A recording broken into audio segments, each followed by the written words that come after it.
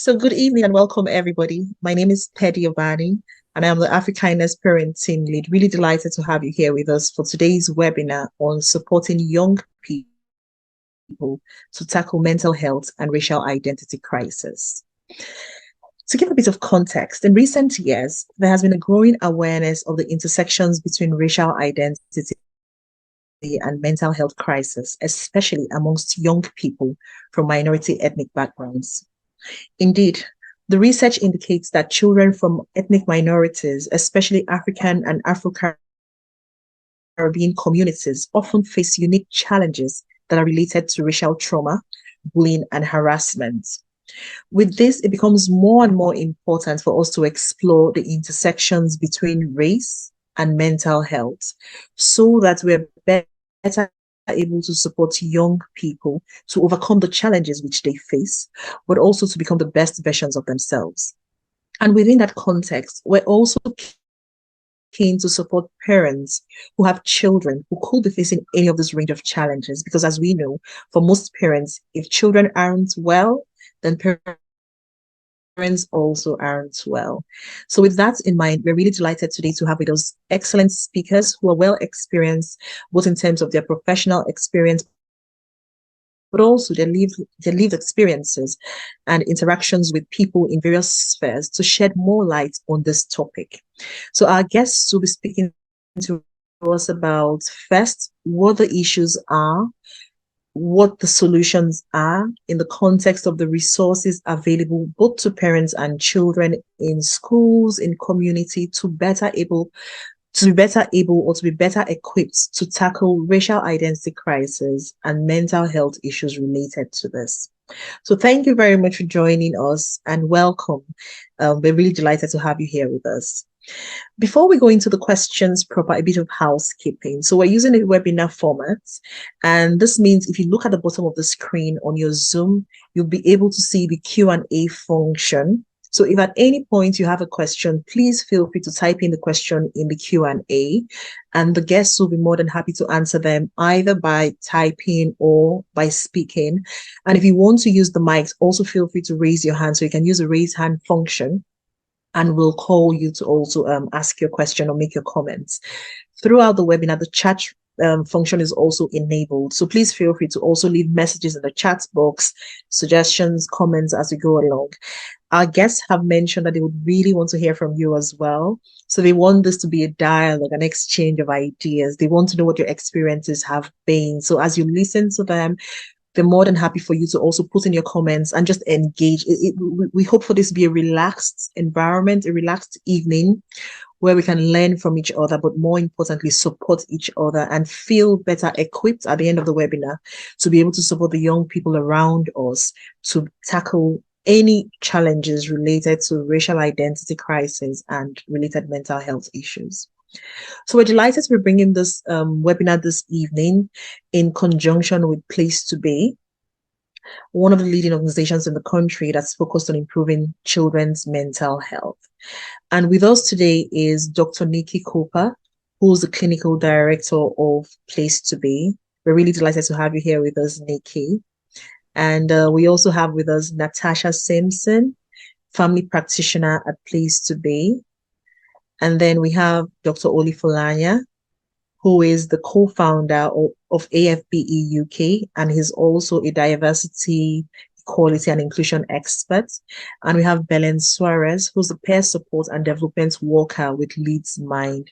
I think before we go into the questions, maybe I'll let our guests just tell us really briefly something about themselves. So maybe Nikki, start with you. Hello, everyone. Yes, I'm Nikki Cooper. I'm Clinical Director for Place to Be. This has been my professional home for the last 22 years because I'm absolutely passionate about the potential for schools to be a brilliant place where children can feel safe and can develop healthily. And in order for that to happen, the teachers and parents need to come together and work together in order to support children. It's those systems around children that can make all the difference. So I've been lucky enough to be here for 22 years doing a job that I absolutely love. Excellent. Thanks, Nikki. Really glad to have you here with us. Natasha? So I'm really glad to be here today, and also really, really passionate about working with young people as well as families. So my background is in childhood development, which is very much about the way that children develop and in the different things that impact on their development. I work with parents and families, helping them to support their children to create healthy environments. And it's something I'm very, very passionate about. So I do a parenting intervention and support parents with parenting strategies. And I'm also a part-time student who is on a course for systemic practice. So as Nikki said, just very much thinking not only about children and young people, but the systems that are surrounding them and how they can support them to be their best. Thanks, Natasha. Ollie? It's a pleasure to be here and to be here amongst this very distinguished panel. I'm an engineer by background. I teach at the University of Dundee as well. And when I'm not doing that, I'm co-founder of the Association for Black and Minority Ethnic Engineers. As an organization I founded with my sister, we now got about 2,500 members across the UK, working in schools on issues to do with engineering. But as part of that, we work with about more than 80 organizations on their diversity and inclusion strategies. And we try to foster understanding in those areas. So I'm excited to be here. Thank you, Ollie. Belen? Hi everyone, thanks for having me. I am a mental health facilitator for LeedsMind. I basically focus on delivering sessions about mental health to young people.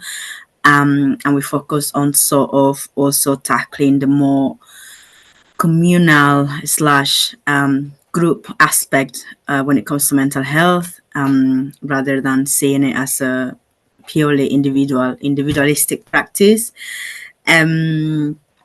And that's the main thing I do now, mainly supporting young people. And I'm very passionate about mental health and race as well. I did my master's degree in race studies. So it ties on really well with what I'm currently doing. Thank you so much. So you'll agree with me that all our speakers are really well positioned to support us with this webinar today. Now, this issue of racial identity and the impacts it has on mental health, like I mentioned, is a very important issue. And we're hoping that today's webinar is a conversation starter. And this webinar is also building on the research that has been conducted by our research team here at AfriKindness. So within AfriKindness, we have different teams working together on different aspects of the organization's work. I like to say we have different work streams. So one of our work streams is the research work stream. And very often they conduct research on different aspects of the themes or the objectives of AfriKindness, which is really around building a positive racial identity in children. And on that basis, they've conducted research on racial identity. And one of the things they found is really that teens and adolescents, especially those from minority ethnic backgrounds, are often quite eager to conform and to be accepted.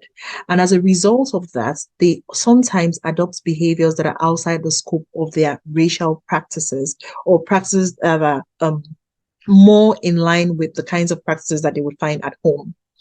And as they increasingly embrace practices specific to other races, they become more, or they could become disconnected from their own cultural identity.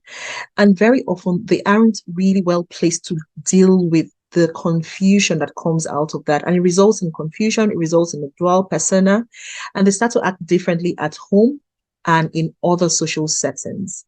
Again, this struggle can give rise to a racial imposter syndrome, causing a crisis of identity and self-expression. So this is something that has come out of the research from the research team within AfriKindness. And I must say, it also aligns with the research from other sources as well. And in the course of this evening and this evening's interactions, you'll hear from our speakers in the work that they do, how these issues play out in practice. So I think with this, we can go on to the questions. And I would say that for all the members of the audience, please feel free to use the Q&A functions if you have any questions, but also use the chat function if you have any comments or suggestions. And like I mentioned before, if you want to use the mic, if you want to say your question out loud, feel free to use the raise hand function, and we will call you to ask the question directly. So I think a good place to start is to explore what it really means when we say racial identity crisis, and perhaps when we say racial identity crisis is linked to mental health. And so I will start with Natasha. If you could maybe tell us, in your experience, what does racial identity crisis mean? Or what does identity mean from the perspective of a racial or cultural issue? Thank you. Yeah, so I think it's first looking at identity. I think that children and young people, they create their identity through the relationships and experiences that they have in their immediate, around their families. It could be their friends, and it's very much a developmental process. And it really helps them to understand how they interact with the world around them. And it creates a foundational base in terms of who they are and their sense of belonging in the world. So I would say that in regards to identity, parents and families, they play a really crucial role in children's development in regards to their identity in the initial stages. And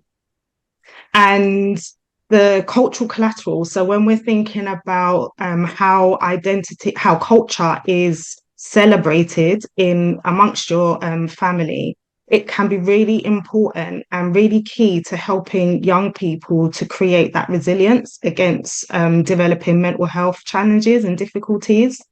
So the cultural collateral, we're talking about how you celebrate your culture. So the things that you do, the stories that you tell, and very much about the practices and traditions that you have within your culture. That can be really key to creating resilience amongst young people. And when we're talking about an identity crisis, I think it's key to say that it is something that all young people encounter. So when they develop a little bit more independence, it's normally around the stage of adolescence when they're exposed to external factors, so peers, social media, and interactions with other cultures, that children can become a little bit challenged in regards to how they were parented and how they are being parented and their interactions with other sources. But for Black children and from children who are from racially minoritized groups, the potential of the complexities of the identity crisis is increased due to the potential risk of racism. So when we're thinking about racism, it's more of a system. We know that it's systemic. It's things that are done to individuals and groups. But because of the threat of racism, it can really have an internalized impact in regards to individuals and young people feeling, oh, there's something that they have done or that's something that makes them different. And then what they aim to do is then try to adapt and fit into the dominant culture. And in regards to the dominant culture, it's potentially where young people are feeling as though their normal practices are not necessarily accepted. So if, for example, within a child's culture, it is normal to greet an elder by calling them auntie or uncle, going into a different environment, that may not be the cultural way to greet them. And I think, as has been said, it then creates confusion to young people in regards to what is the appropriate way and which culture do they only identify with, and whether there's a right or wrong way of being. So when we're thinking about the dominant culture, we're thinking about how young people then adapt to kind of fit into that dominant culture. And we're thinking about how they change their mannerisms, their language, and potentially their behavior in order to be acceptable. And this can be identified as code switching. So code switching is something that generally we all do when we go into different environments, for work, for example, we may speak a certain way than what we do with our family and, you know, our friends. So it's something that is quite common. But when code switching, when we have to change who we are to fit into an environment, for young people, that constant challenge can result in them devaluing or disregarding their own culture and beliefs to fit into the dominant culture. And ultimately, that can uproot their foundational base, what they've known during their upbringing. And that can really have a negative impact on young people. So for those who, for example, if their culture aligns with the dominant culture, there's less of a chance that they have to change and adapt. For those young people that have cultures that differ from the dominant culture, they very much then have to adapt to their way of being in order to fit in. And that's where that process can become like really exhausting, and it can really have an impact on their engagement and their productivity and ultimately their mental health because of the constant changing and adapting to try and fit in.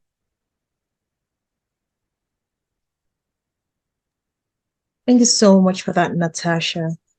And I mean, just listening to you, you highlight that it sometimes happens in a very subtle way. So even this idea of code switching, so it sometimes might seem like the young person is trying to be cool, but maybe that's really a cover for something more serious and more important, you know, especially if it's leading to an identity crisis. So really, I can already see that there's lots of food for thought there.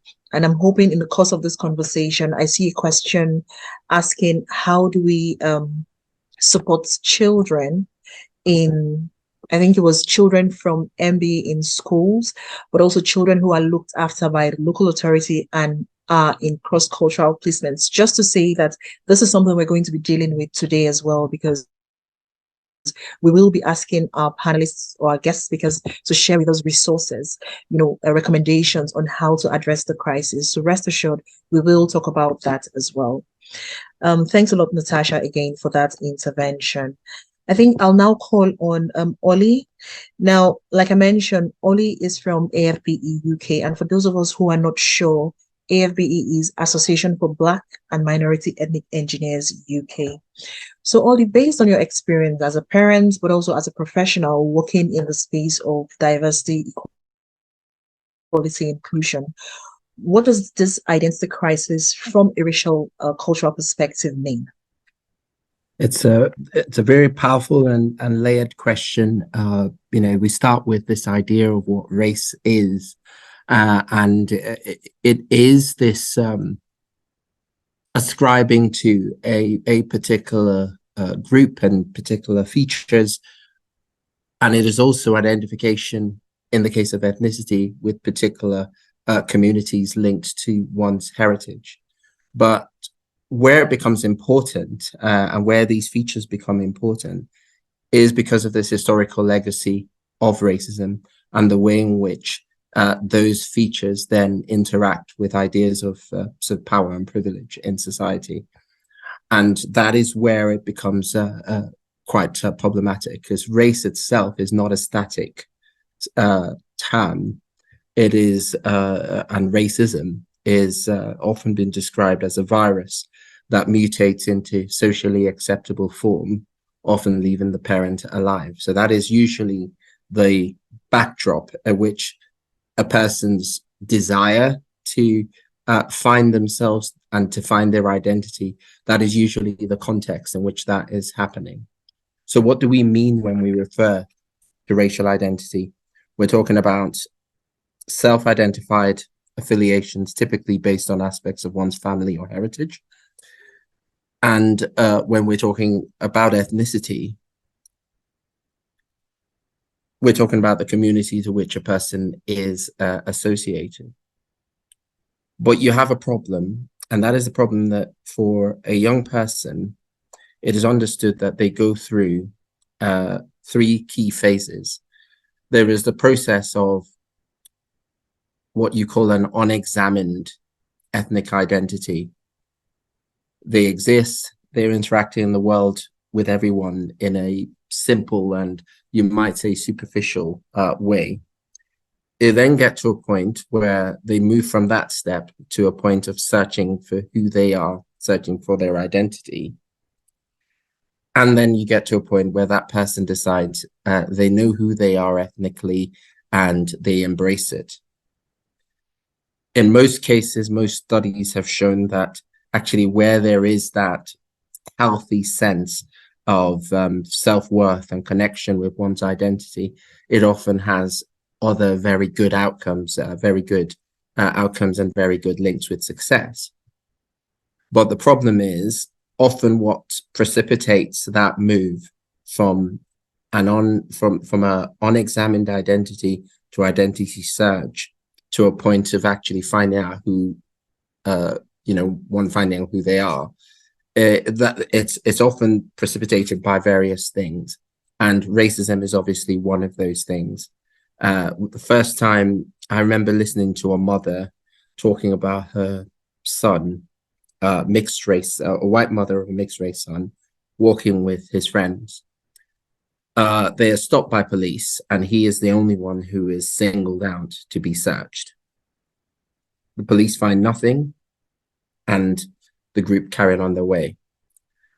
I've often thought about what it must have been like for that boy. For the first time, possibly, he has been made to realize he is different from his friends. We think about the impact of continued experiences like that. Statistically, he's 9 times more likely to be stopped and searched as somebody who is white. And what the impact of that all then starts to have is this question of, it will force them to start to ask the question, who am I? Do I like who I am? The problem that often happens then is that if a person comes from an immigrant family, there are parents who are quite clear about who they are in many ways, ethnically, or at least seem to be. They're quite clear also that not only are they Yoruba, for example, their children are, and they're completely Yoruba, and they should have no question about that. And it is that process of two groups of people trying to reconcile who they are amidst this sort of changing situation. That is often what creates a real tension within the child, trying to figure out who they are. And so I know we're not yet talking about solutions, we're still articulating the problem, but I always think that a huge part of the solution is actually understanding where that person is. Sometimes the reaction to a person having an identity crisis is viewed as a negative thing altogether, and the reaction is often very unkind, and it results in real tension. And I've seen that between sort of parents and their children. And it is a process of realizing that every one of us actually will go through, to some extent, a process of figuring out who we are. The psychologist Frantz Fanon talks about this in a book called Black Skins, White Masks, where he talks about a person. It's not a young person brought up in another country, but it's a person who's moved into a new situation, having been clear about who they are, coming into a new context and having to answer these exact questions. So I hope that in that process, I've added something in terms of just describing the process and how we may start to get to understand it. Yes, indeed. And thank you so much for that, Oli. I think that experience you shared also highlights how all of this could become a crisis. So it's positive when it's just about trying to understand who we are. But I think the circumstances leading to those questions, if not managed properly, could make it, a negative, or could make it problematic, for the one who's then forced to ask that question on the, let's say, challenging circumstances.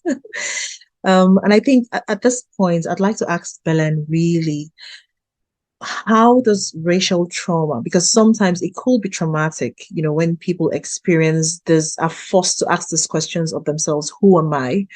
under not very nice circumstances. And in that case, it could lead to racial trauma, as we've seen in the research, but we've also seen in real life experiences of people who have shared with us, including the example Oli has mentioned. So, Belen, could you tell us how this could link to mental health, if at all?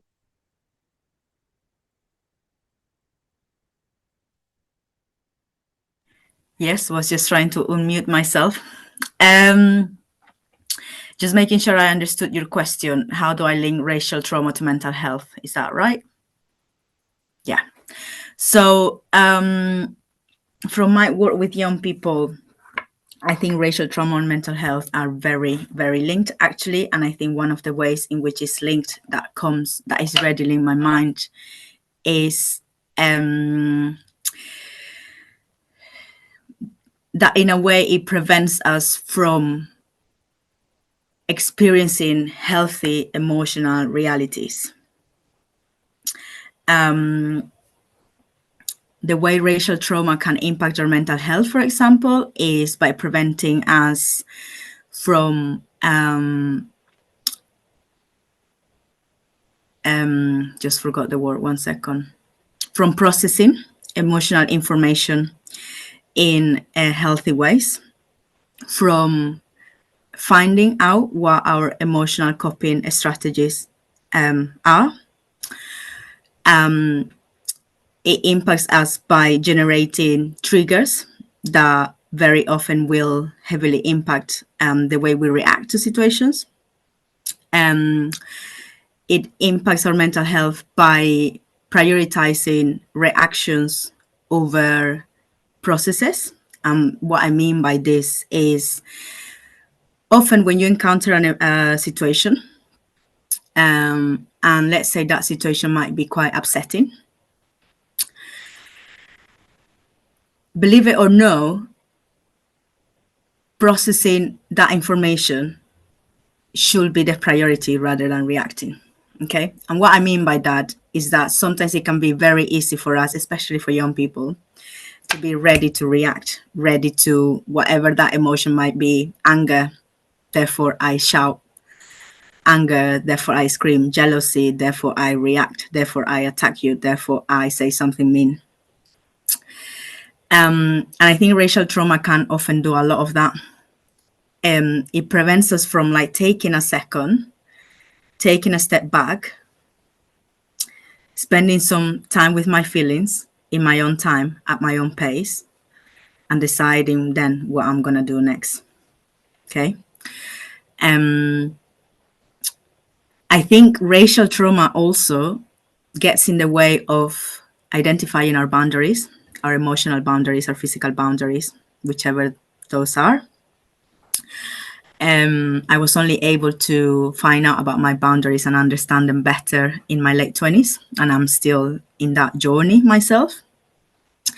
And what I mean by boundaries, I know this can be an unknown concept for some people, for some parents. I know it's getting more increasingly spoken about in newer generations, more recent generations. But boundaries are necessary in order for us to be able to feel comfortable in navigating reality as such, whether that is an emotional reality, a social reality in particular, a reality that involves other people being in contact with us. That is, whether that is through verbal communication or non-verbal communication. Boundaries enable us to have a peace of mind, to have some rest, to not falling into overthinking behaviors and rumination, or catastrophizing of situations as well. Therefore, exploring these boundaries is incredibly, incredibly important. I think racial trauma often gets in the way by unconsciously making us think that we are either not worth it of setting up boundaries, or we don't deserve to place those boundaries in with other people. Because probably if we've been experiencing racism our entire lives, as tough as it sounds, sometimes you don't think you deserve to be respected, or you don't think you deserve to be loved, or you don't think you deserve to be loved in the way you want to be loved. which is very important for affection and emotional realities.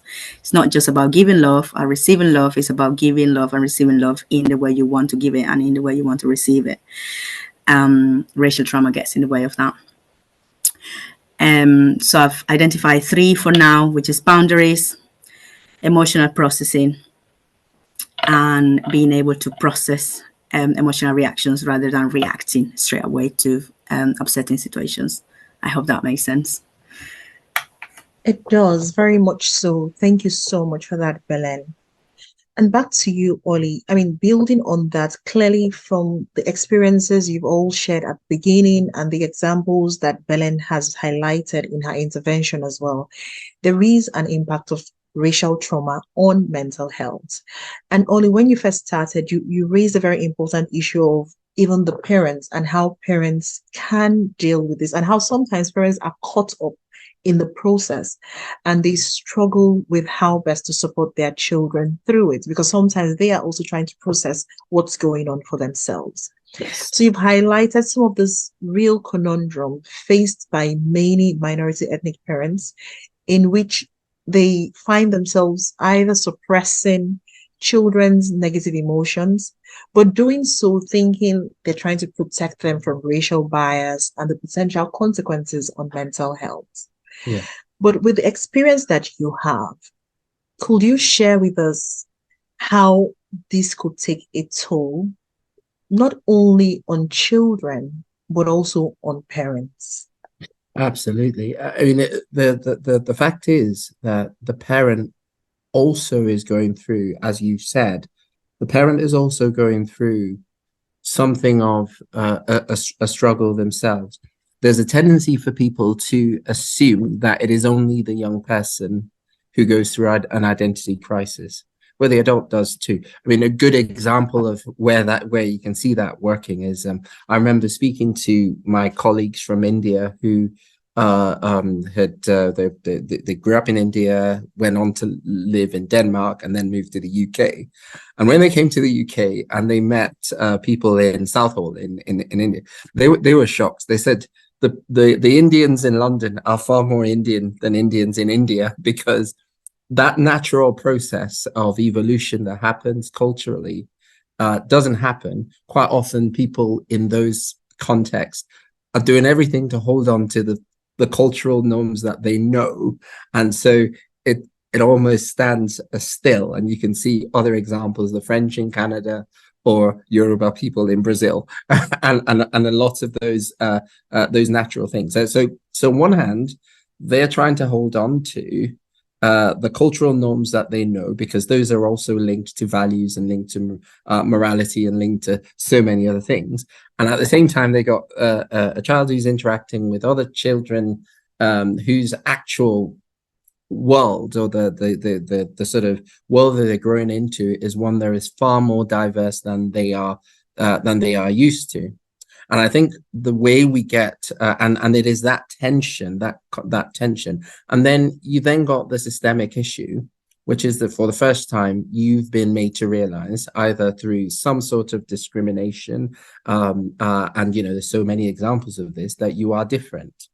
And the ultimate impact of that, I've often said that the role of the aim of the racist isn't just to hurt another person's feelings, is to get them to a point where they believe in their own inferiority. And this is why so many of the other things that we see, you know, about the Clark Dole experiment and so many others, that really show that internalized impact of racism. So the first solution, or the first way in which we, and so it is that tension really that creates the mental health challenge. And it is that feeling of helplessness, feeling that you have factors here that you have very little control over. And these things are not big events. They are just the daily little things. You walk into a store and you wonder if you are being followed in the suspicion that you might want to steal something, or, you know, just those little microaggressions that you face on a daily basis that create a lot of emotional and mental tension. So what do we do about it? I would say two key things. We kind of need to recognize what's happening, what's going on, and what's happening for the child, what's happening for the parent. And we embrace the contradiction of kind of being in this state of you think you know who you are, but you are just discovering it. You are almost rediscovering yourself. And just the simple acknowledgement that this is the reality of where we are is a good starting point. And then there is that thing, that acknowledgement that what that then looks like, what the embracing of one's identity, particularly for that young person, looks like, may not be the kind of thing that you think as a parent. It's not, you know, if the child didn't grow up in Lagos, they're probably not going to be exactly like you. And there has got to be a bit of a compromise there, a sort of acknowledgement that that will happen. And then there is the role of community and the role of acceptance, the role of working with your child through that process, recognizing that process of, you know, we talked about it, unexamined ethnic identity search, achieved ethnic identity, understanding where they are in the process and just being there and supporting them. And I think it is those things that bring about real wholeness. But we have to start from the place of acknowledging exactly where we are as parents and also where the child is. Can I just add to that as well? Thank you, Ollie. I think one of the things that when I'm working with parents quite a lot, there is a real fear in parents in regards to how best to support you know, their children and young people. And that fear can sometimes make it really difficult to have those conversations with young people. One of the main things to think about as a parent is to really center yourself. And really think about what's going on for you, and process your feelings and your emotions in order to stabilize yourself to have those conversations. Ultimately, children and young people need a safe space. They need a safe space where their views are going to be heard, where they're going to be valued. And even if it does differ from what you may think as a parent, to really hold on to the perspectives and the opinions of young people. It takes a lot of courage for somebody to kind of speak their truth and to share their views and opinions. So I think if one of the foundational things that I really try to help parents to understand is you don't necessarily have the answers. Your child may not necessarily be looking for answers in that immediate, but what's really key and what's really valuable is creating that space, that safe space where they can come and express their feelings. And ultimately, we want to be able to develop problem-solving skills within young people as well. So it's really important to work alongside young people and ask them, you know, how can they be supported? What would be useful for them? As opposed to giving them all of the answers, because we may be giving them answers from our perspective, which may differ very much from, you know, where they are and what their generational beliefs are.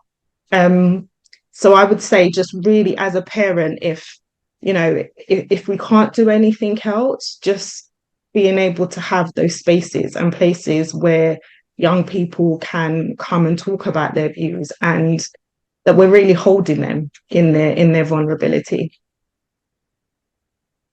Thank you so much for that, Oli, and thank you, Natasha, for that intervention. I mean, you've both really highlighted, in practical terms, we're already talking about solutions. Yeah. So you've highlighted the issues, but you've also started highlighting some of the solutions or some of the strategies or approaches we could adopt, you know, in supporting young people through this process, but also for parents to support themselves, because parents need to be well positioned to support the young people that they're charged with. So thanks for that. And I mean, one of the things that came through was also this idea of sometimes that feeling of helplessness, making parents afraid. Yeah, because they're not sure what the right thing to say is. They're not sure what the right thing to do is. And they're scared not only, there seems to be an echo. They're scared not just for themselves, but also for their relationship with the authorities on the one hand, and then for their relationship with the children on the other hand, and perhaps even for their relationship with their community, because they don't want to be seen as that parent who's sold out, the community. So there are lots of complex issues which parents need to deal with. And sometimes they're just not aware of it. And it creates fear and unintended consequences in the process. Another thing really that I think creates a challenge is even acknowledging that there's a mental health issue, because there's a lot of stigma. It's a really heavy word. There's a lot of stigma attached to it. There's a lot of fear attached to it. And I'd like to ask you, Belen, what are the different approaches to mental health? Because we've had these conversations in where you've told me, look, it's not always medical. There are other ways of managing this that perhaps could be lighter for people to accept. So I'd like to shed some light on some of these approaches to promoting mental health that could perhaps increase openness, across various communities, especially across minority communities or minoritized groups. Thank you, Belen. No worries. So the approach I can talk about is the one we use at LeedsMind, which is the social model to mental health, the social understanding to mental health. And the way we define the social model to mental health is in the following ways. So first of all, I think there is, and especially in the recent decades, there's been a heavy medicalization of mental health, often leading to an understanding of mental health that is purely reduced to a diagnosis on the one hand, and on the other hand, a solution that is purely reduced to a medication. These things, don't get me wrong, these things are helpful, these things work, but they are not the only aspect of the situation. They are not the only aspect of the spectrum. The social model of mental health, in long story short, is flipping the situation, flipping understanding of mental health. In a medical model, for example, the way we will understand mental health, the way we will understand neurodiversity, the way we will understand a diagnosis on mental health is that there is something wrong with that person. All right, that this person suffers from anxiety, this person suffers from depression, this person suffers from PTSD, and so on. The social model of mental health, the main difference is that there might not necessarily be anything inherently wrong with the person, but there is definitely something wrong with the system. Okay, and this is a key switch in perspective. Okay, incredibly important, especially for supporting young people, because the truth is that mental health in and of itself is not necessarily good or bad. It's not necessarily positive or negative. Is what it is. And I know this might sound a little bit weird, but what I'm trying to do here is that in the medical model of mental health, we often implement binaries. Good and bad, right, wrong, healthy, unhealthy, positive, negative. And actually, mental health is a lot more complex. Neurodiversities are a lot more complex. Families are a lot more complex. Parent-child relationships are a lot more complex. Is there any parent-child relationship that is uniquely good or uniquely bad? There isn't, right? There isn't. So mental health is quite similar. Mental health is more of a spectrum. Maybe we have good and bad, healthy or healthy, and at every end. But in between, we have 1,000 steps to go, 1,000 different phases, 1,000 different periods and timeframes, and so on. What we are trying to do with the social and model of mental health is, apart from supporting the individual, trying to change society a little bit. The system, trying to criticize the system as well. It's not very useful to show care for someone that is struggling with their mental health if they still have to wake up every morning and face the harsh reality that they have to face. doesn't matter if you put them on medication for 20 years. It's not doing anything. It's not doing much if they still have to leave their house and face racism or financial depravity or poverty or isolation. Medication is not going to solve that. One thing I want to emphasize is that the social model of mental health, the social understanding of mental health, is not trying to defeat the medical model of mental health. I think what we're trying to do is go holistically and try to understand mental health holistically. Each individual, and in particular each young person that is struggling with their mental health, as much as they will benefit from a diagnosis and potentially a prescription. I am on a prescription myself for my anxiety. So as you can see, it's not like it goes against it, but as much as you can benefit from a diagnosis and a prescription, you will also benefit from therapy. You will also benefit from being part of the community. You will also benefit from social prescribing. You will also benefit from exercising. You will also benefit from feeling like you belong, from having a group of friends. You will also benefit from family interventions and so on and so forth.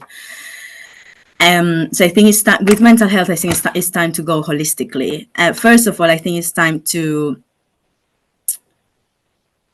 put more on the system and the institutions that could be doing a lot more to support individuals and changing things in a way that could benefit people. But on the other hand as well, I think it's, as I said, it's time to go holistically. And this, applies for organizations or public health and so on. But yes, also trying to avoid binary understandings of mental health, and also trying to avoid reductivist understanding of mental health as well. I've encountered both, and neither of them are useful at all. I'll leave my answer at that because I don't want to use too much time, but let me know if you have any questions. Thank you so much for that, Belen. I think your answer has really highlighted, like I mentioned from our conversations previously, the fact that it's a whole system thing, right? We need to think about the whole individual. So if a child presents with mental health challenges, then we shouldn't necessarily see it as, oh, this is bad. Well, we should think about it as this is actually a call to action. This is a reminder for us to think about the environment in which this child is living and to see how to make that environment conducive for the child's well-being. And thinking about well-being as the entire person, the physical well-being, the mental well-being, emotional, it's everything. And I think it also highlights the fact that we need to work with different people to make this happen. And the need to work with professionals cannot be emphasized enough. So this could be healthcare professionals in terms of physical health, mental health professionals, but also even teachers in the schools. And I think very shortly we'll hear from our speakers from Place to Be, the experiences with school. But essentially, this idea that it is not a sentence, a death sentence. It is not ostracizing the child from society. No, it is a call to action, and it is actually an opportunity for us to create a conducive environment for that child's well-being. So thanks a lot for that, Belen. And I think this takes us really nicely to exploring the solutions or the recommendations. Like I said, today's webinar is a conversation starter. And I'm hoping that, to be fair, we've got plans in the new year, in the coming year, to expand on this even more, working with the guests we have here today and all other stakeholders that we're engaging with on this very important topic. So we will have some recommendations today. We've had questions also asking, what can parents do? So we'll hear from our speakers as they share some of these experiences, some of these recommendations as a starter. And I'd like to start with Oli. Oli, you've got experience working with AFBE UK, and you've seen how policy frameworks, policy environments can influence outcomes for children in situations where racial identity intersects with mental health, and even in situations where they're having crisis affecting parents as well. So I'd like you to share from your perspective as a parent, but also a professional who's been engaged in these issues for so many years. What are your thoughts on systemic policy changes and the ways in which they can effectively combat identity crisis and racism? Well, something that Belen said there really sort of gets to the heart of how some of the changes that we need to think about in our society. So I really like what you said about mental health being a spectrum, and particularly talking about the social model, because I'll take one of the key considerations that we have in our workplaces, the Health and Safety at Work, Health and Safety Act, which really is embedded into everything that we do. Well, one of the key changes that has been happening, is starting to happen, certainly within my sector in the world of engineering, is a sense of sort of parity in the way that we think about physical safety and mental safety. And any sort of policy change that starts to think generally, when we think about safety, starts to think about mental health fully within the context of safety in general, is going to lead to real fantastic and positive changes. And I think that for me, from a policy perspective, it is one of the most important things that we can do. Because don't forget where we started here. We talked about the parent maybe going through some of their own redefining of their identity. Well, they're experiencing racism too. They're experiencing how much capacity have they got when you've had a day at work where you have been through been through the wars, and you've come back home and you're trying to address the issues that might be affecting your child. How much capacity have you got to be as patient and empathic as you would like to be? Not very much. And so I think one of the key changes that we could have is that. But I actually a general rethinking of society. I mean, my daughter, for example, is autistic and pre-verbal, and we have had to deal with quite a lot of things around mental health, because the ability to regulate that you or I may have, if you're not if you're not where my daughter is on the spectrum, is different. And as a society, how educated are we in trying to understand those issues?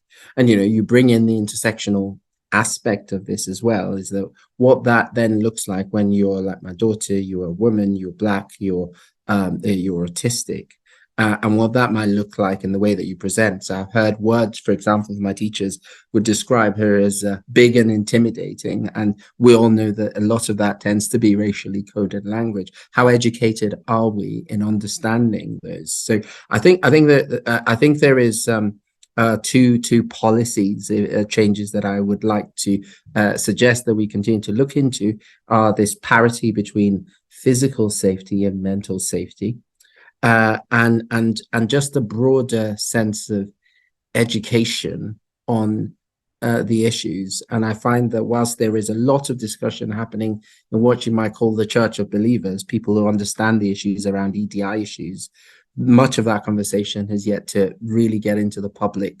discourse to the degree that it needs to. I think those two things will help move us forward.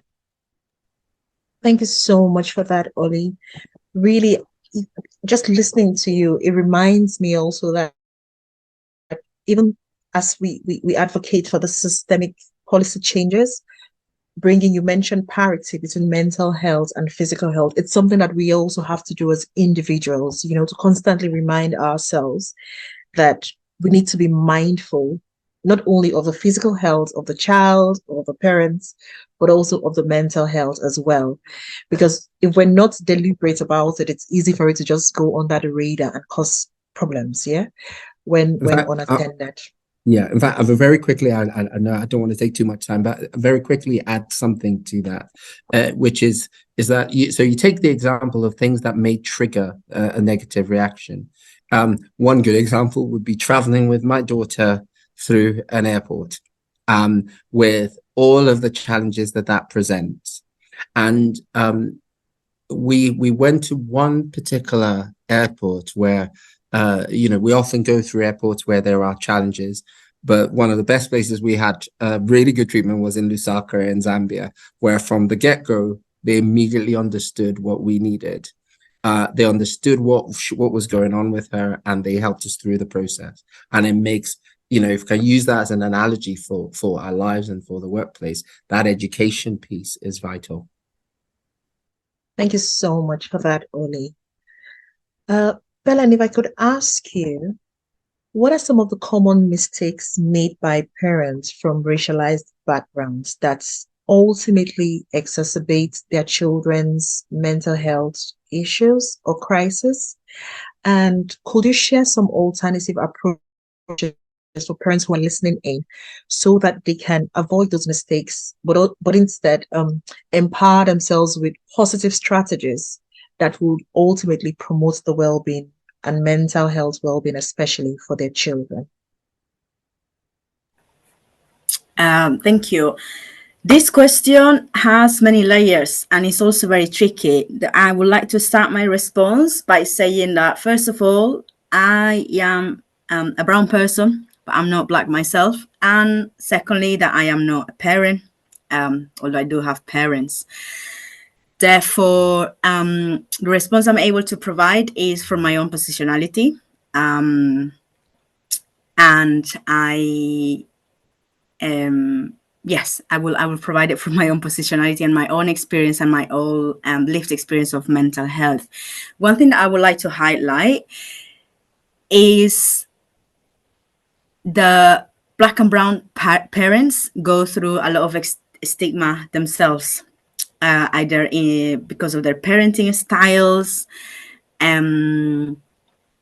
lots of personal insecurities as well in terms of emotional availability, capacity, and so on. As Oli was saying before, how much patience would you have after a hard day at work to share some time with your child or listen to your child? And I think in Black and brown communities, this is often exacerbated, in particular migrant communities of refugees and asylum seekers as well, in particular when where working patterns can be particularly harsh. And I also wanted to highlight, on the other hand, that we do the best we can with the tools that we have. So I don't want Black and brown parents to stigmatize themselves further at all, because white parents sometimes do the same mistakes, perhaps even more. And they don't go through as much stigma as parents, as Black and brown parents go through. That being said, there are a few things I've noticed in relationships between Black and brown parents and their children that I think is worth that I mention here, just to see how we can improve, all of us together as a group, ourselves. But by no extent this is calling out any parenting style, because as I said, we all do the best we can. The first one I will say is we all make mistakes, but when we make mistakes, we apologize and we make amendments. And this is one thing that I belong to the Latinx community myself from South America. This is something that I see the Latinx community often failing to do. There is a hesitation to apologizing. It puts us in a very vulnerable space, doesn't it? We don't want to do it both ways, parents to their kids and kids to their parents as well. But I think an apology can go an incredibly, incredibly long way. If you've made a mistake as a parent, whatever that is, maybe you were running out of patience and you scream at your child. It happens. But being able to recognize that was wrong and apologizing can make a whole difference. And it also enables us to show our young people that we are able to be vulnerable with them. And as you said, Natasha, before, they don't need us to solve their problems, they need us to support them. And I think being able to share that vulnerability is key when it comes to support, and in particular to peer support. So I will say, when parenting, let's try and leave our ego behind. I do it myself as a facilitator. I try and leave my ego outside of the room, and I go into the room as however I'm feeling, with my insecurities, with my vulnerabilities, and this is how I'm able to bond with the young people. The second point I have is believe young people when they tell you they are struggling, because this is a recurrent problem, not just in mental health and not just in our society, but with young people in particular. We mistrust everything and everyone all the time. And very continuously, young people. There is often a sort of patronizing attitude from adults towards young people when it comes to knowing how they're feeling. If your child or your young person is telling you that they are struggling, is telling you that they are sad, is telling you that they are stressed, is telling you that they are anxious, that is the truth. That is their truth. You might not see it, you might not feel it, you might not understand it, but you have to respect it and you have to believe them. You have to believe them, because going through emotionally draining situations is already tough enough. If you don't get the support of your parents, it's going to be even tougher. So I will say trust is very key. Trust is very key. Like, I've seen a lot of parental relationships with kids in which trust is not a foundation of the relationship. And then I get parents asking me why their child doesn't want to share things with them. Well, let's believe them. That is really important. Let's trust them. The third one that I have written down is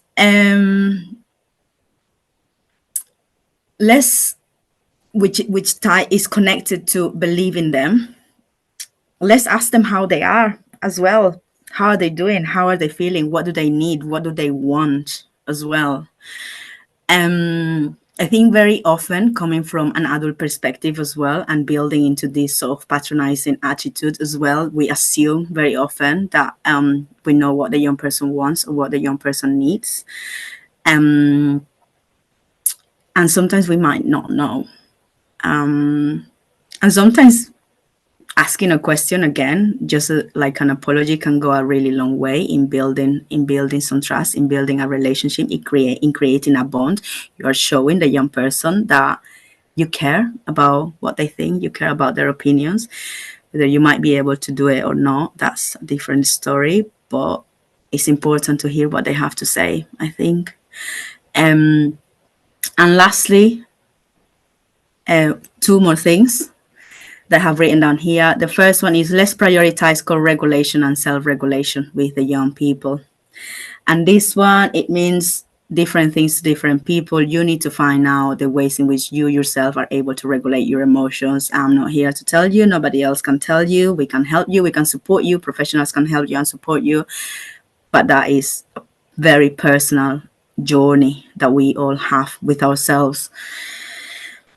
And prioritize that. By self-regulation, I mean the way in which you are able to balance out your emotions. By co-regulation, I mean the ways in which we are able to mutually balance each other's emotions. And as a parent, you have to do that constantly, I'm sure, but you have to be able to do that with yourself, but also with your child.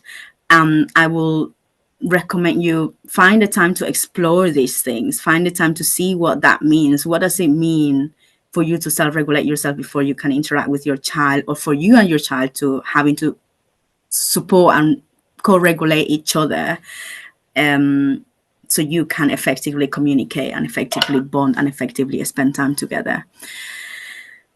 And the last one is, and just building onto what Natasha was saying earlier on, and just repeating a very key thing that she said, that we are not here to solve everything for them or figure out their entire lives. We're here to support them and embrace the journeys that they are going through.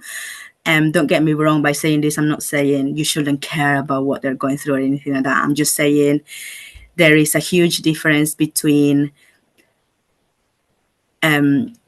trying to micromanage every single solution that the child might be exploring, to embrace and support their own emotional personal journeys as well, which is at the end of the day why I think we are here for, at least why I'm here for as a mental health professional, is I support young people to figure themselves out. I don't do the homework for them. I don't figure themselves out. I support them so they can do that themselves at their own pace, at their own time, at their own journey. And patience, the last one. Everybody has their own emotional journey. Some of us are more ahead, some of us are more behind, whatever that means. There's not really ahead or behind. But let's not judge each other as to where each other is at, because everybody's emotions look different. Everybody's emotional journey looks completely different. Your emotional journey as a parent and your child's emotional journey looks completely different and will always look completely different. So let's try and meet each other from where you are at, rather than trying to reach the same exact step. But I think those are my advices in the most organized way that I could deliver them. But I think they all overlap with each other anyways. Thank you so much, Belen. I remember speaking with a parent, and the parent shared something. Just listening to you sort of reminded me about it. And she said she would always tell her children, it's fine to make mistakes, and she says, usually the problem is not the mistake you've made, but the problem is when you try to cover it up yourself. So make mistakes, but let me know as a parent. And I think it comes back to that issue of creating a safe space for children, and just accepting that children will make mistakes. If they make mistakes, it's not the end of the world. That's why you're there as a parent or as a guardian, to give them that safe space for them to be able to open up and tell you what's happened. And hopefully with your experience as the adults in the room, you're able to guide them to mitigate whatever adverse impacts could otherwise come out of that situation. And I guess in that moment, this issue of self-regulation becomes all the more important, because you can't just flip. You have to find a way to manage the situation, manage your emotions, and support that child through the process. I saw Natasha nodding through a lot of it, and I'm wondering if you want to say something at this point. I do. I just wanted to add something about just mistakes in general. And when we're thinking about parents making mistakes, particularly on this topic, it's mistakes according to who? So because we live in the UK, and a lot of studies is based around like Eurocentric ways of parenting and Eurocentric ways of being. And what that can lead us to do is pretty much, as we was talking about before in terms of code switching, it's creating us to change our ways of parenting in order to fit into a model of the society that we are attached to in currently. And I just wanted to say, because something that when I work with parents a lot, I've really tried to emphasize to them to be kind to themselves. And equally that when we're navigating two different cultures, the culture in which we live in and the culture in which we might have been raised in. And sometimes there's this desire to prioritize one over the other. And what I just wanted to make clear to parents is that that doesn't always have to be the way. A mistake in whose eyes? I think as we evolve as parents, it's about thinking about the relationships that we have with our children. It's about thinking about our culture, what's important to us, what are the values that we want to hold on to, what are the, what is it that we want to implement within our children, but also having the flexibility to be able to adapt to the world in which we're living in today. For example, if we were to teach our children all of the things that our parents taught us, that may not be relevant to them in the world that they're living in, or the world that they will be evolving in. So it's very much about, rather than having these really rigid ideas about what parenting should be or how we should parent our children, is to be flexible. Because with the rigid, when things become rigid, that's where conflict can be created between children and parents. So it's really about having this idea about being flexible about what our beliefs are, what we want our children to hold on to, but also being flexible about the world and the times in which our children are living in. And that's where listening to them and understanding them. Children can be our greatest teachers.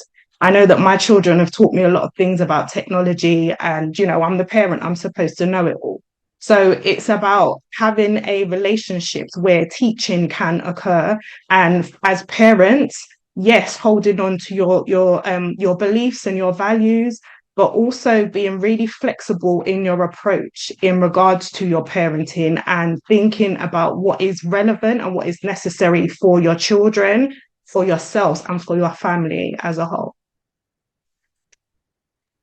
I think there's an element, just to just building on what's been said. There's also an element of just understanding that, or trying to figure out exactly what stage a child is at when it comes to this issue of their identity, and insisting that they have to do certain things certain ways. Just goes against that idea of flexibility. And just another point, just to re-emphasize it and said already, this vulnerability on the parents' side, being able to not being afraid to say, I actually don't know, or I haven't figured this out, is, it goes against our culture. I mean, when I was younger, I thought I spent much of that time wondering who came second in my parents' class, because everyone was first, and I used to think, you're all perfect. I wonder who was so bad that they came second, because it was this model presenting parents as almost models of perfection, when that is just not the reality.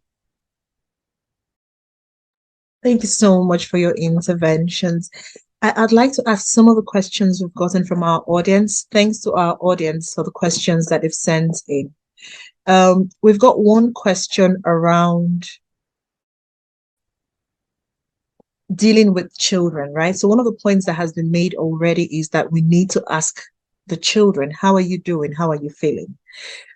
So we have a question here. Sometimes you may find it difficult to ask a child what is wrong with them, especially if the child keeps saying nothing, but you can observe that there is a problem. So how can you figure out the issues? What can you do? And while you're thinking about that, the other question is around, how can we differentiate identity crisis, which can be part of our everyday evolution as humans or as people? It could be an existential crisis, for instance. So how can we differentiate that kind of identity crisis with one that is directly linked with racism? So I think these are two sides of the coin, as it were. So one is you keep asking the child, are you okay? They say, I'm fine. What's the problem? Nothing. But you can tell that there's a problem. So what do you do in that situation? And linked to that, how can you differentiate identity crisis that is existential or just part of growing up with one that is actually linked to being racialized or from a racialized background? I'm not sure who would want to go first. Very easy questions, I should say.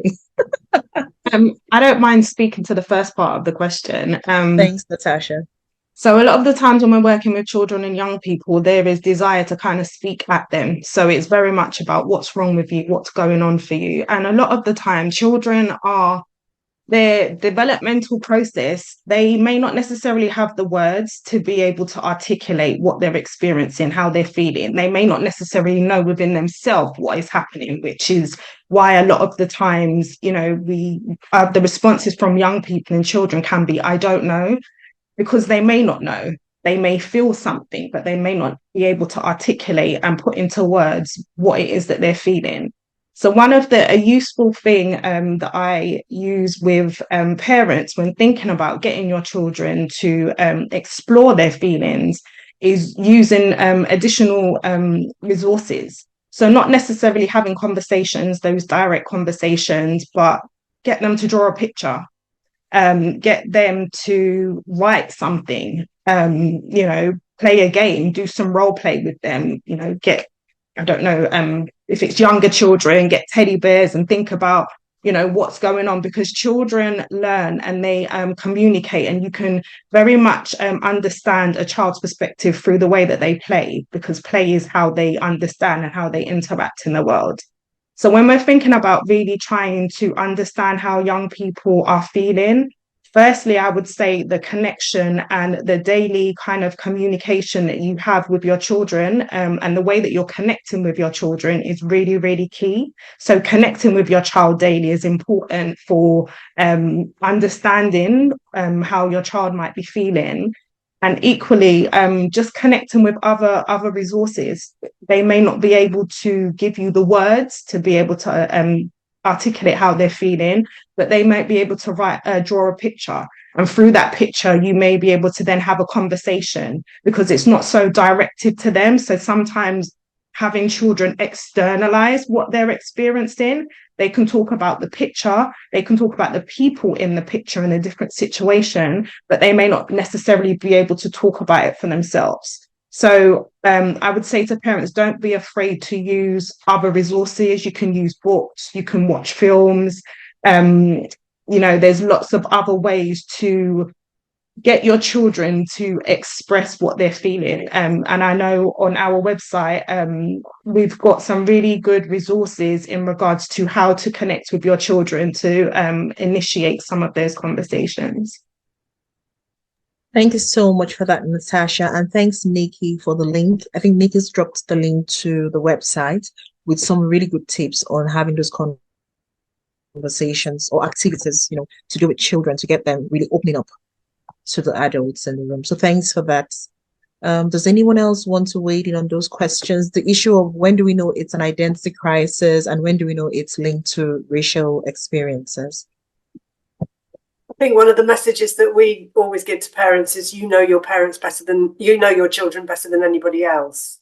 And actually, I think parents have got a really good instinct about when things have tipped over, provided, as Belen and Natasha have both said, the parent is in a regulated enough state. So I think we wade in too quickly, perhaps when we as parents are too emotionally wound up ourselves. That's when we might sort of think there's a crisis that they're having and it's terribly worrying, when actually it might be a perfectly ordinary existential moment and perfectly natural part of growing identity. So I think the key goes back to get yourself into a regulated space and really listen to what's going on. And when you say listen, it's not listening to the words necessarily, it's kind of really attending to your child and actually trust your instinct. And if you're regulated, you'll pick it up. Thank you so much. Yeah. I mean, we're going to end this with asking all our panelists or our guest speakers to share resources from their organizations. But before we do that, we have a question in the Q&A, and I'll read it out. And if anyone wants to speak to this, please feel free to do so. So the question is, and thanks to all our participants who have sent in comments, questions, suggestions. Thank you so much for engaging with us on this topic. So the question is, please, how can mental health issues of a child, maybe not linked to race, However, linked to reoccurring suicidal tendencies in a child, I'm guessing, be addressed. So I think the question is, how can mental health issues of a child, maybe not linked to race, however, linked to reoccurring suicidal tendencies in a child, be addressed or managed?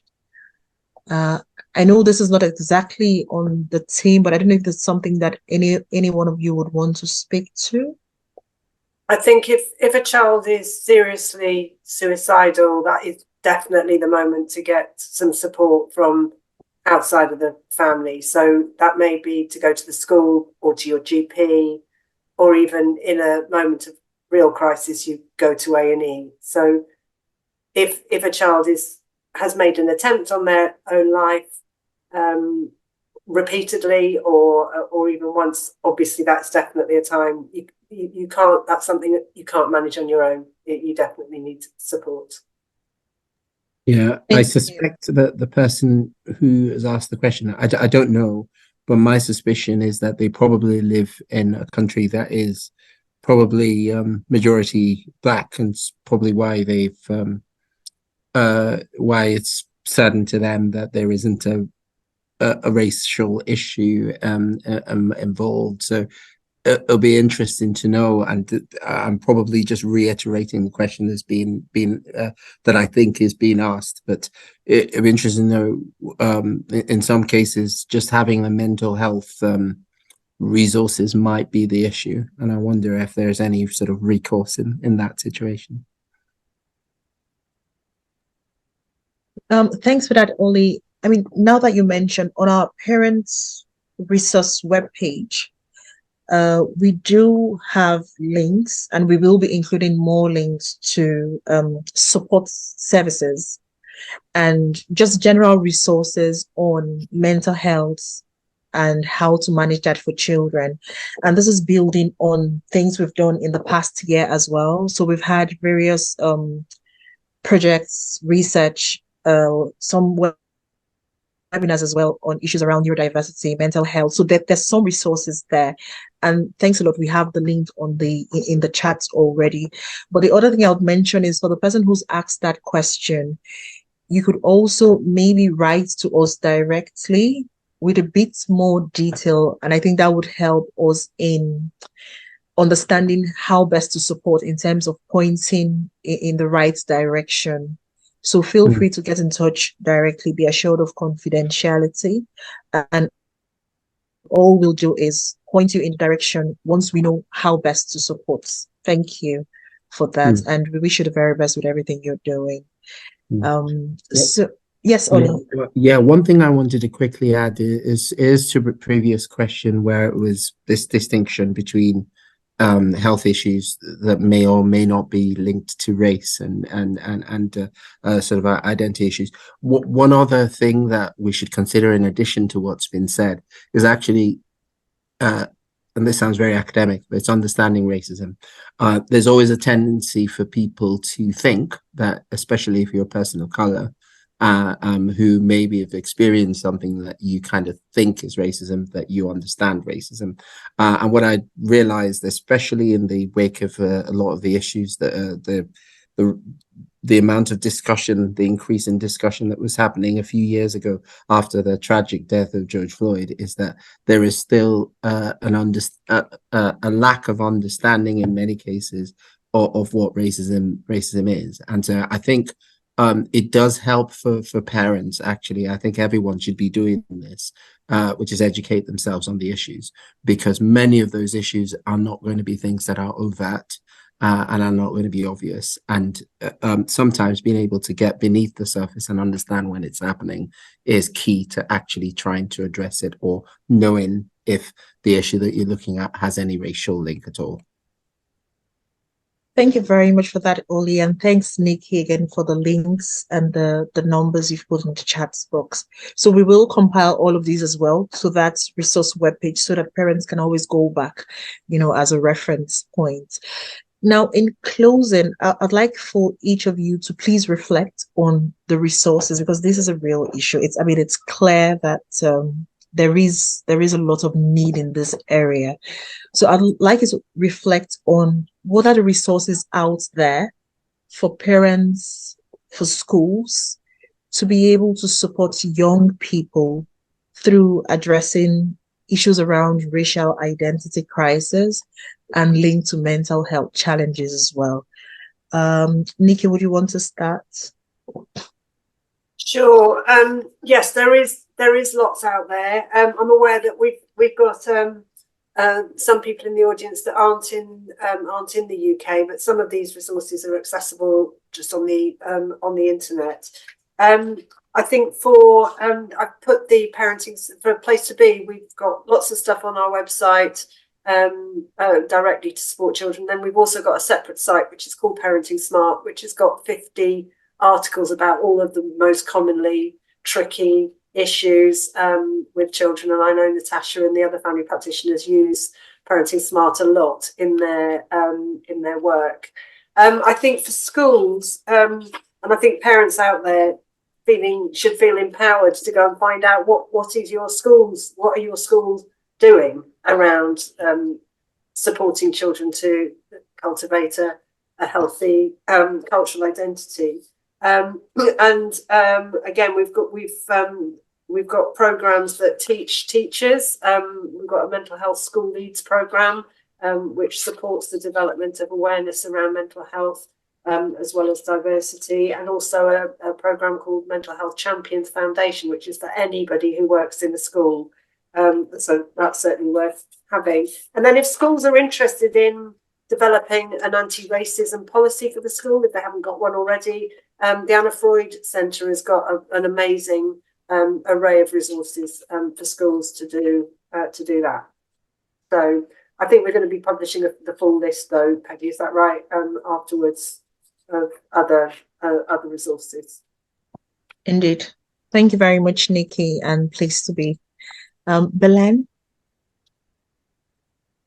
Yes, absolutely. So just gonna put a few links on the chat. If you're based in the UK, I wanted to share the support resources that we have from LeedsMind in particular. Yeah, available in Leeds, sorry. But also you can find it at a national level if you go on the Mind website, because you can find the Mind charity all over the UK, really.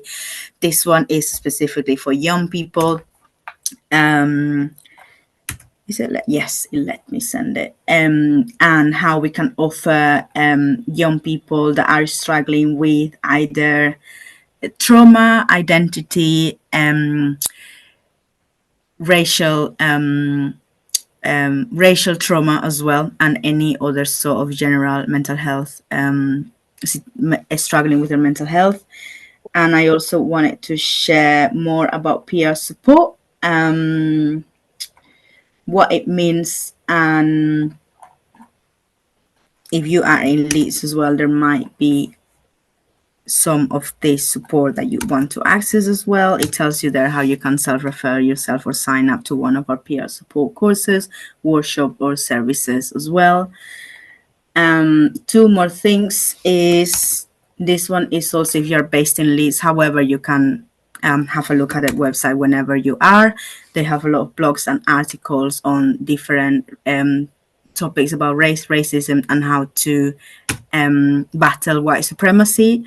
And lastly, I wanted to share a book by Layla F. Saad, which is called Me and White Supremacy. You can find it for free on a PDF on Google.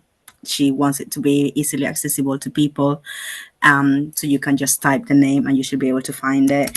It's normally recommended for white people in particular. However, I've read it and I've done it myself. And I found it incredibly useful. So just a recommendation. But obviously none of this is compulsory at all. And I think those are my resources. Yeah. Thank you so much for sharing, Belen. Oli? So one of the key resources, I quite like the word that's been used, resources here, because one of the most important resources that you ever come across, it may sound obvious, is people. And I'm thinking of the role of community in actually providing that. And that is what we at AFBE have been doing for the last 16 years. It's providing young people with an environment in which they get to see a very important part of sort of forging one's identity, which is role models. People who are often similar in many ways to a young person trying to figure out who they are, who are maybe just a few steps ahead, and helping them to forge that identity. And we've been doing that through programs, many of them online, coding clubs, STEM programs. We created a game a few years ago called Spot the Engineer, in which people see many examples of people from popular culture to just everyday people they may not have heard of, who are people of color, often women who are also engineers and doing what they do in their fields. And those are things that are useful. Another resource, or just a thing that I would like to just recommend to everyone really to watch, which was a good example of some of the issues we've been talking about today, is a program called Good Hair, which is it was a short movie, but a really powerful one that you can recommend. And then finally, another area that I think is often overlooked for young people, again, in that phase where they may feel that they can't quite speak to the people around them, is mentorship and mentoring. And again, that's something that AFBE has been working to provide. And we've recently gone into partnership with GSK to provide that specific thing for young people between the ages of 10 and 25. So again, just get in touch with us and we can help. Thank you so much to all of you. I found today's session to be really insightful and informative. I can't thank you enough. And I hope that everyone who's been here, all our participants, I hope it's been the same for you. Thanks to all our speakers, and thanks to all of you, our participants, for engaging in this really important conversation. Like I say, it's a conversation, it's a start. It's not the end. And there will be more to come. But in the meantime, please remember that the webinar recordings, the highlights, all of the resources that have been shared today through the chats, but also offline, will be available on the Africanus Parents Resource page. So we'll invite you to join us online and offline as we continue to explore the latest resources, but also the opportunities for enhancing what I like to call our parenting superpowers, so that we can effectively support and guide our children, our wards, to become kind, model citizens wherever they may go, because that's our aspiration for them. We know that they're not going to be perfect all the time, but we want to be there for them through it all to help them realize their dreams and aspirations. We also have some really interesting research, part of which I'd read out at the beginning, from our Africanus research team that's specifically focused on racial identity. So we'd like to invite you to explore the findings of that research. Send us your comments, send us your thoughts. And if there are ways in which we can engage with you to carry on the research, take it further, we'll be more than happy to hear from you. But that's it from us today. Before we go, I'd like to say that this is going to be our last parent team webinar for the year. But we hope to come back in 2024 stronger and better. For now, you can follow us on our social media handles as well. And if you want to join our team of parents volunteers, please do let us know. If there's any other way in which you think you can support our programs, let us know. We'd love to hear from you, either through email or through our social media handles. Very big thank you to all of you, our esteemed speakers, our audience, for a brilliant, informative, and engaging session. Thanks for joining us at Africanus, and we wish you a really lovely holiday. In the meantime, don't forget to connect with all of us, one another, because I think one of the things that has come through in today's conversation is the networks are key. right? We can't do this alone. We need a community to support each other through the process. So please let us continue to connect with one another, live our best, and thrive as parents, as professionals, as people who are committed to supporting young people to be their best selves. Enjoy the rest of your day and enjoy a lovely holiday ahead. Thank you for now. Bye-bye. Thank you. Thank you very much. Thank you.